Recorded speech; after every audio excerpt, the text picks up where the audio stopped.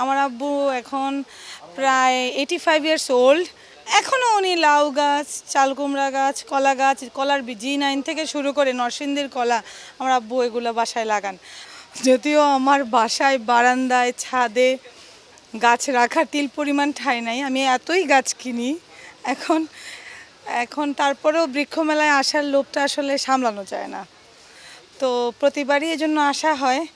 এখান থেকে 2টা ফার্ন কিনলাম, তারপর একটা অ্যাগলোনিমা নতুন আসছে একটা গ্রিন আর্মি ভ্যারাইটি টাইপের, ওইটা কিনলাম।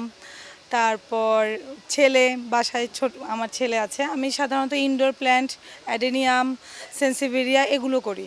কিন্তু দেখা যায় যে যখন আমার বাচ্চা ছাদে যায় তখন বলে যে মা আমার জন্য একটা আঙুর গাছ লাগাও, ও উৎসাহ থেকে বলে। তো বৃক্ষ মেলা আমাকে সেই সুযোগটা করে দিয়েছে, তো আমি দেশি বিদেশি অনেকগুলো জাত একসাথে পেলাম, তখন আমি 3টা আঙুর গাছ কিনলাম। সাধারণত আমি ইনডোর আর যেগুলো বহুবর্ষজীবী গাছ অ্যাডেনিয়াম, সেন্সিভেরিয়া যেগুলো হার্ডি ওগুলো পালি, কিন্তু ছেলের উৎসাহ থেকে আসলে আমার বৃক্ষমেলা থেকে এই আঙুরের জাতগুলো সংগ্রহ করা। আমি বাইকুনুর জাতটা কিনেছি, তারপরে অস্ট্রেলিয়ান আঙুর একটা দেখলাম ওইটা কিনলাম, আর একটা এনলিস্টেড করেছি জাপানিজ একটা গুড়ি আঙ্গুর আছে। আমি আবার যখন যেই প্ল্যান্টটা মানে লাগাই বাগানে, ওইটার একদম বিভিন্ন প্রজাতি লাগাইতে পছন্দ করি আর কি।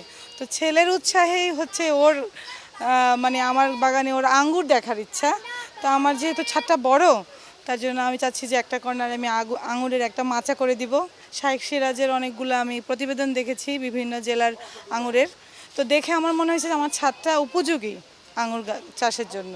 তো চাষ তো আর করবো না, আমার শখের বসেই আর কি লাগানো। তো আমি আর কি 3টা ভ্যারাইটি কিনেছি আঙুরের।